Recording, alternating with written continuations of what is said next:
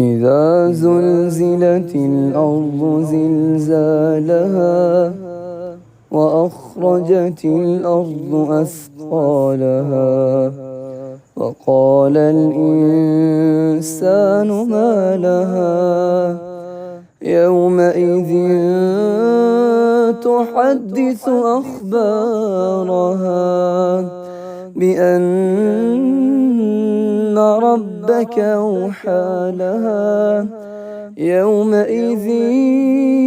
يصدر الناس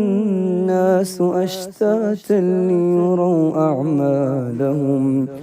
فمن يعمل مثقال ذرة خيرا يره